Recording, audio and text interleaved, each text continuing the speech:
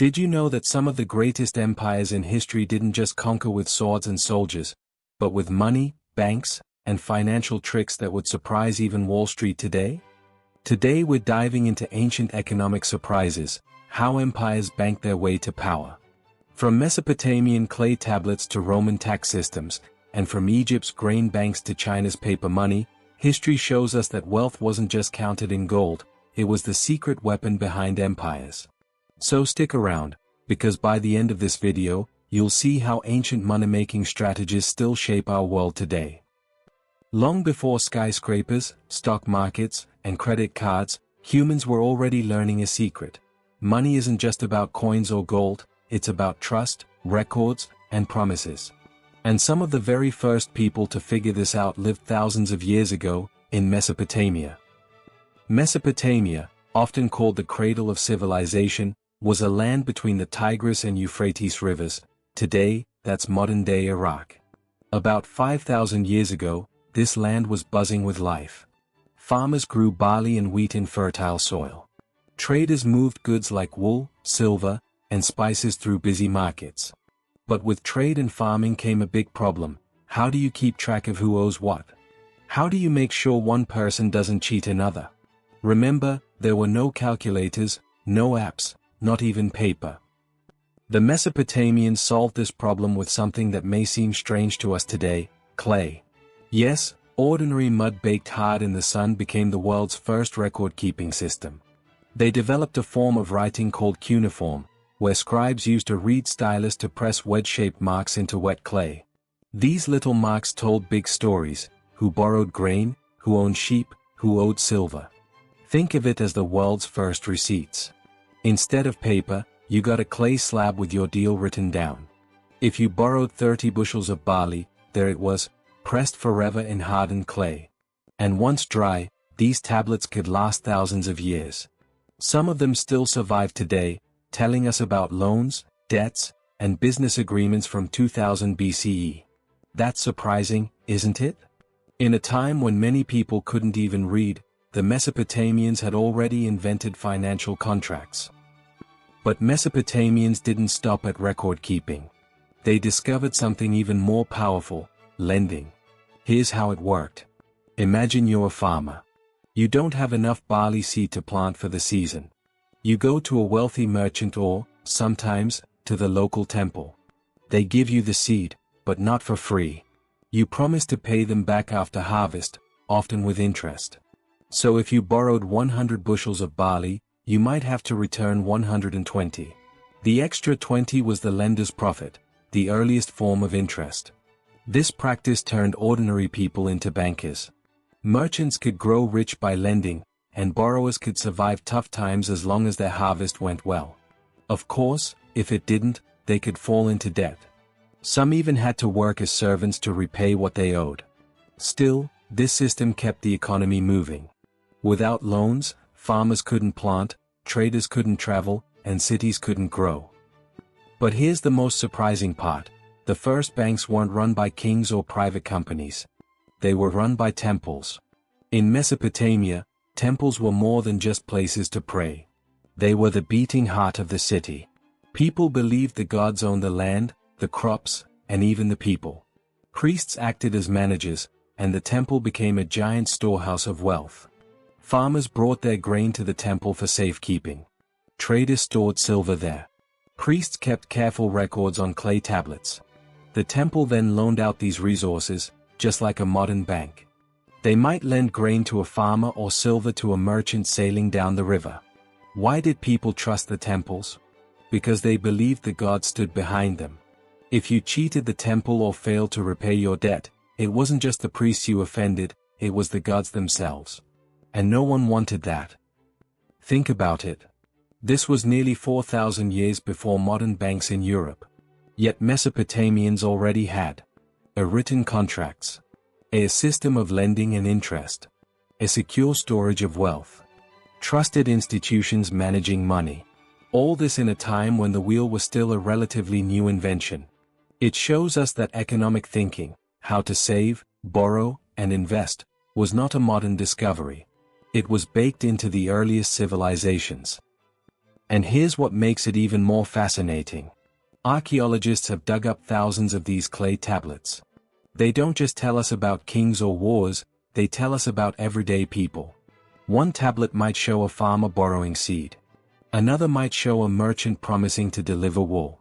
Yet another could record a dispute between neighbors about a loan. Through these tablets, we hear voices from 4,000 years ago, ordinary men and women trying to make ends meet, building trust, and relying on financial systems, just like we do today. That's the real surprise. Behind the ruins and the myths, Mesopotamia feels strangely familiar. They worried about debts. They argued over contracts. They trusted in institutions to keep their economy fair. The system wasn't perfect. Debt could crush families. Temples sometimes grew too powerful.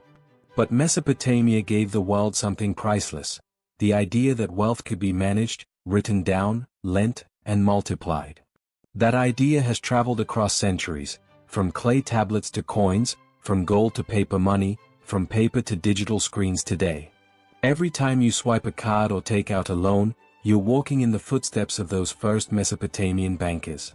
So the next time you see a bank, remember, it all started with clay, faith in the gods, and a simple promise pressed into mud thousands of years ago.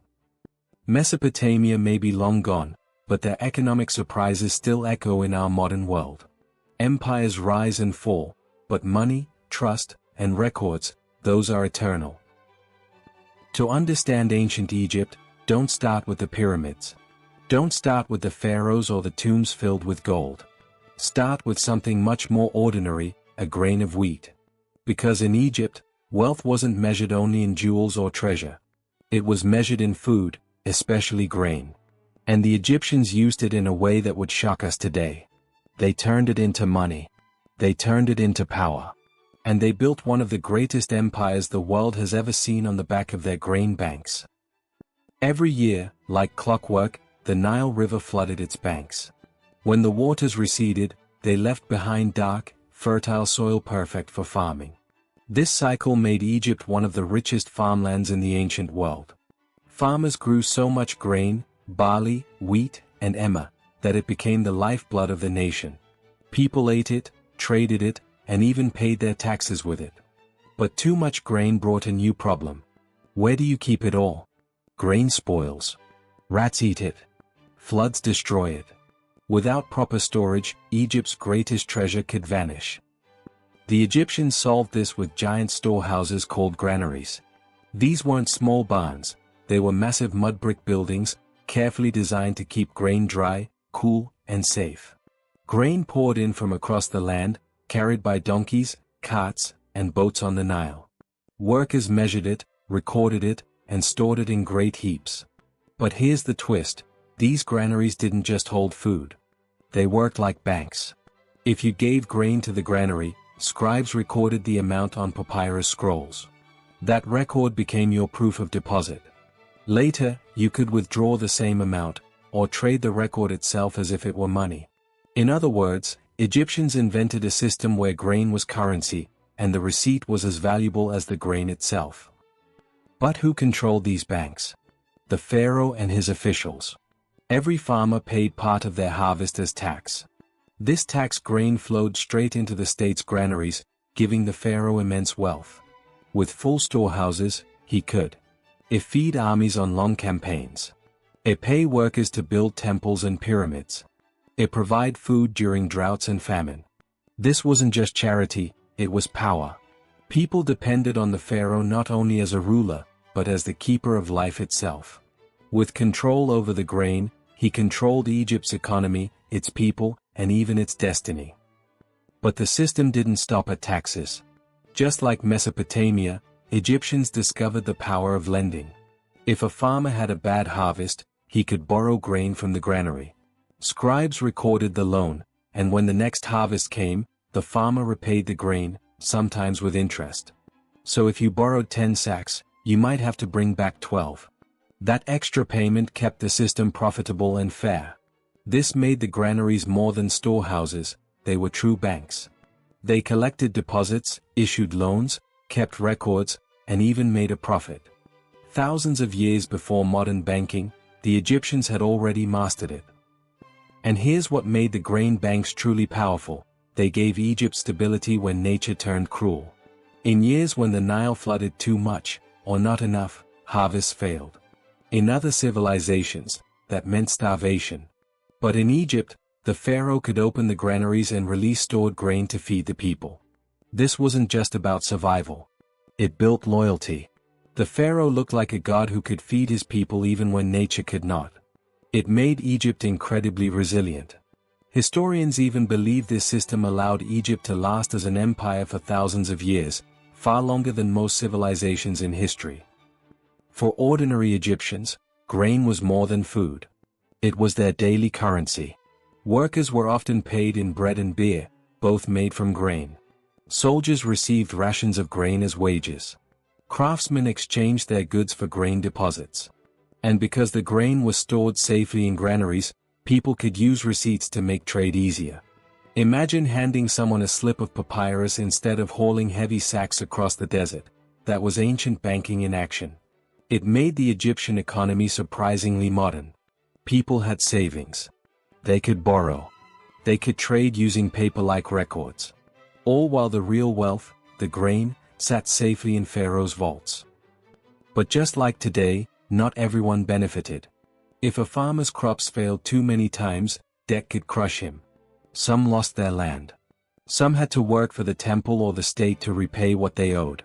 This shows us that banking, even in ancient times, had two sides. It could save you in hard times, but it could also trap you in debt if fortune turned against you. The Egyptian grain banks were one of history's greatest economic surprises. They turned food into money. They turned storehouses into banks. And they turned pharaohs into the most powerful rulers of the ancient world. In fact, some historians call Egypt's granary system the first planned economy in history. It wasn't based only on trade or gold, it was based on controlling life's most basic need, food. And while we may not pay our bills with wheat today, the lessons remain. Wealth isn't just about treasure, it's about resources, trust, and systems that keep a nation strong. Egypt's empire was built on stone, yes, but it survived on grain. So the next time you bite into bread, remember, you're holding the same power that built pyramids, fed armies, and banked an empire for more than 3,000 years. When we think of Rome, we often picture legions marching, gladiators fighting, and emperors ruling with iron fists. But Rome's true power wasn't only built on soldiers and swords. It was built on money, coins, taxes, and a public treasury that turned a small city into the greatest empire the ancient world had ever seen. Before Rome's rise, trade was messy.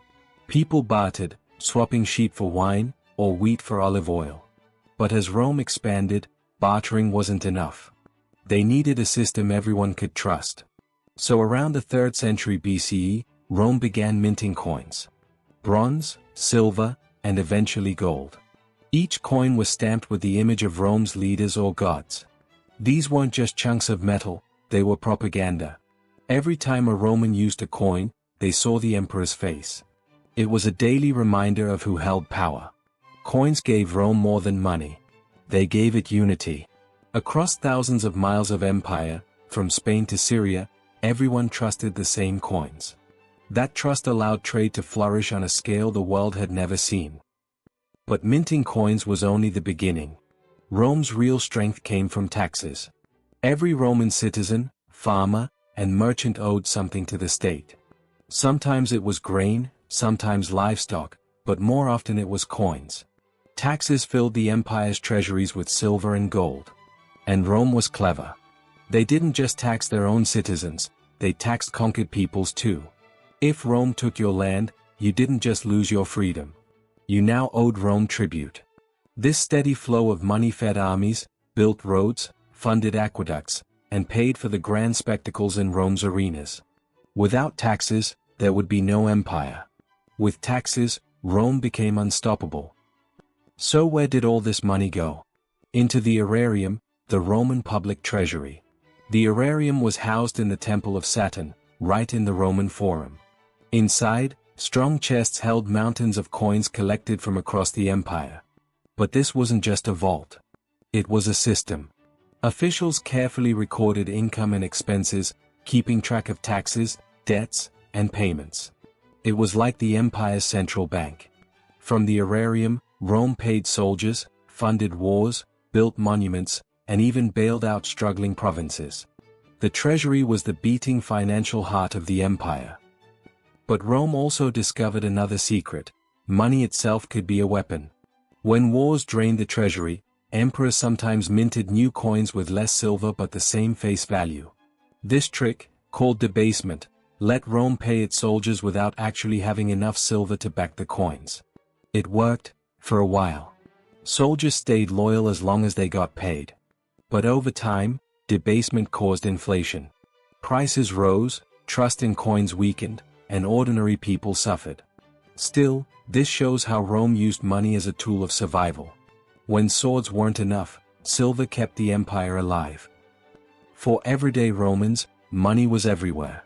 They bought bread with bronze coins, paid rent in silver denarii, and donated to temples with gold aurei. Taxes reached into every corner of life. Farmers paid part of their harvest. Merchants paid fees on goods. Even ordinary citizens were taxed for using public services. But Roman money wasn't only about survival, it was about status. Wealthy Romans showed off their power by spending lavishly, throwing banquets, building villas, and sponsoring public games. And always, the emperor's face on the coins reminded them who made their wealth possible. Of course, the system had its darker side. Heavy taxes often crushed poor farmers. When they couldn't pay, they lost land or were forced into debt. Meanwhile, corruption spread. Local officials sometimes pocketed taxes for themselves. Emperors drained the treasury on endless wars or extravagant building projects. The very system that made Rome powerful also planted the seeds of weakness. By the late empire, inflation, debt, and overtaxation were tearing society apart. The treasury that once symbolized strength became a burden too heavy to bear. Yet Rome's economic legacy is everywhere around us today. The idea of a central treasury? Rome had it. Taxes funding public works? Rome did it. Money used as both propaganda and power? Rome perfected it. Even the coins in our pockets, stamped with leaders' faces, are echoes of Roman denarii. Every time you pay a tax or deposit money in a bank, you're following in the footsteps of the Romans. So what can we learn from Rome's economic surprises?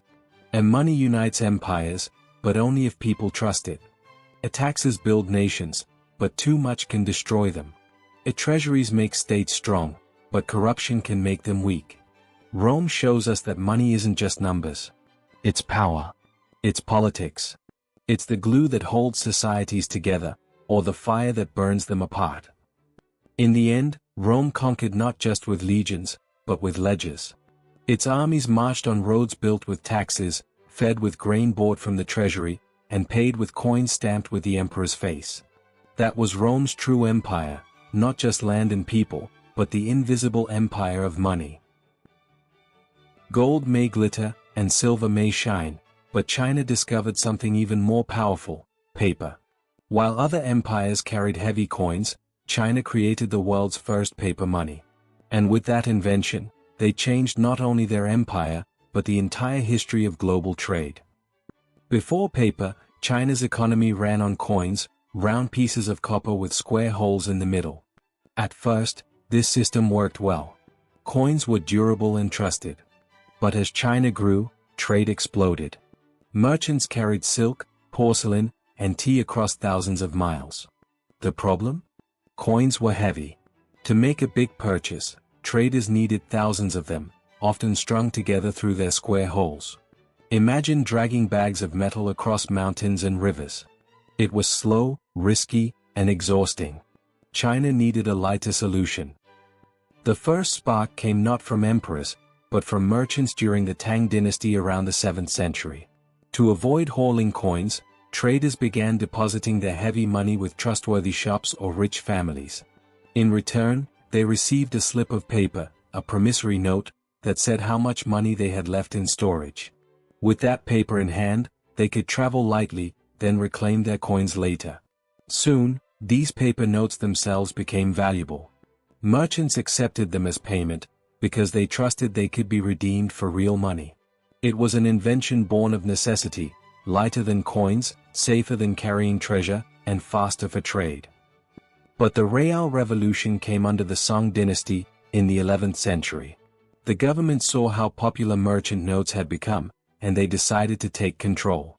They began issuing their own official paper money, backed by the empire itself.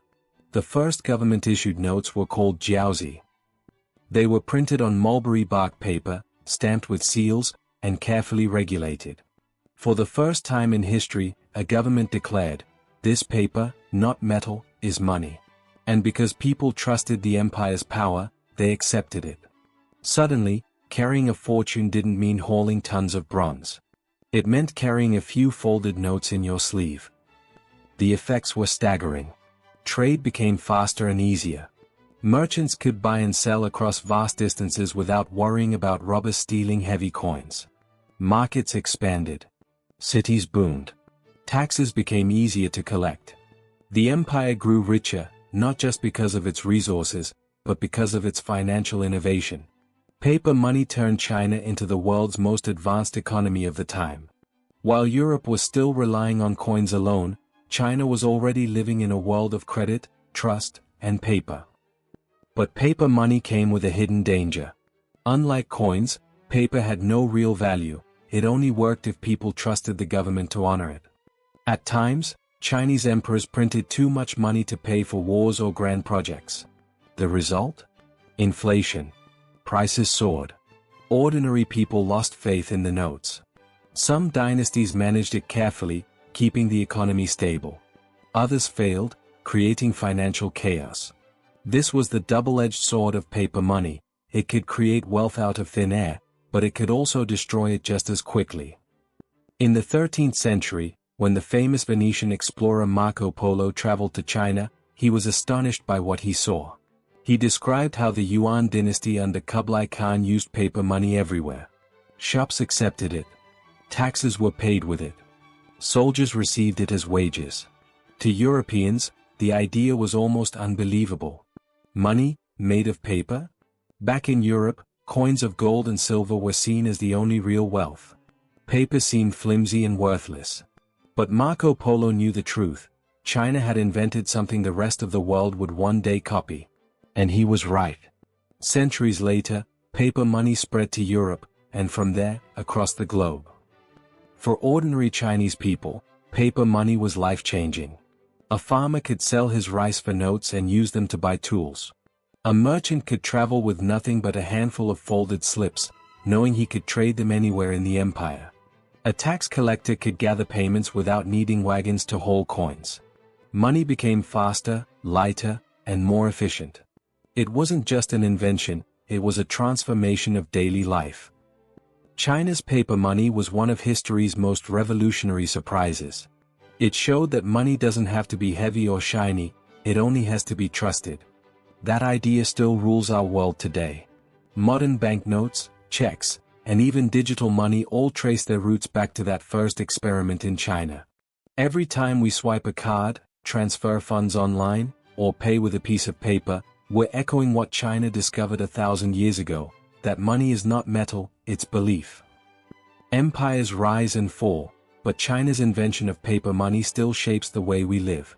From Silk Roads to digital wallets, it all began with ink on bark, trust in paper, and the bold idea that wealth could be written. From clay to grain, from silver to paper, history has shown us something surprising. Money is never just money. It is power, trust, and survival. And the way empires managed their wealth often decided whether they rose to glory, or fell into ruin. So what hidden lessons can we learn today, from the economic secrets of Mesopotamia, Egypt, Rome, and China? The first lesson comes from Mesopotamia, where scribes pressed deals into clay. They showed us that wealth begins with record keeping. Without records, trust breaks. Without trust, trade dies. Their clay tablets weren't just receipts, they were the foundation of banking, contracts, and agreements. Today, our records may be digital instead of clay, but the lesson is the same. Systems of trust are more valuable than the coins in your pocket. From Egypt, we learn that real wealth isn't always shiny. Sometimes it's as simple as a grain of wheat. Pharaohs built their empire not on gold, but on food, stored in granaries, managed like banks, and released in times of crisis. They remind us that the strongest economies are not built on treasure alone, but on controlling resources that sustain life. Even today, food, energy, and water are more powerful than money if managed wisely. Rome's lesson is about systems. They created taxes, treasuries, and coins that kept their vast empire running. Money became more than trade, it became a tool of unity, propaganda, and control. But Rome also teaches us a warning. Systems fail when corruption grows, when taxes crush the poor, and when money loses trust. Their rise and fall remind us that wealth is not infinite. It must be managed carefully, or it collapses. And then comes China, with perhaps the boldest lesson of all: innovation creates revolutions. They turned paper into wealth, changing the way the world traded forever. It was risky, fragile, and sometimes chaotic, but it pushed civilization forward. China teaches us that money itself is an invention, and inventions can reshape history. From paper money to today's digital wallets, the power of innovation continues to transform how we live. But if there is one hidden thread tying all these empires together, it is this: money is trust. Clay tablets worked because people trusted the scribes. Grain banks worked because people trusted the pharaoh. Roman coins worked because people trusted the emperor's face. Paper money worked because people trusted the state behind it. Lose that trust, and the system breaks. Keep that trust, and even fragile paper becomes stronger than gold. So what can we take away from these ancient economic surprises? Write it down. Whether clay or digital, records are the backbone of trade. Value resources. Wealth is not just numbers, but food, water, and energy. Respect systems. Taxes and treasuries can make a nation strong, or tear it apart. Innovate wisely. New forms of money bring both risk and reward. Protect trust. Without trust, no currency, no empire, no economy can survive. These lessons are not ancient relics. They are alive in every paycheck, every tax, every bank, and every piece of paper or screen that says, "This is money." Empires rise and fall, but the story of money continues. And maybe the greatest surprise of all is this: the challenges of Mesopotamia, Egypt, Rome, and China are still our challenges today. So as we look back at history's hidden wisdom, we also look forward to the choices we make with money, trust, and power in our own time. If you enjoyed this journey into the economic secrets of the ancients, join us here at Vaulted Wisdom. Hit subscribe to uncover more hidden stories of wealth and power. Tap like if you learned something new. And share your thoughts in the comments. What lesson from history surprised you the most? Because history isn't just about the past, it's about the wisdom we carry into the future.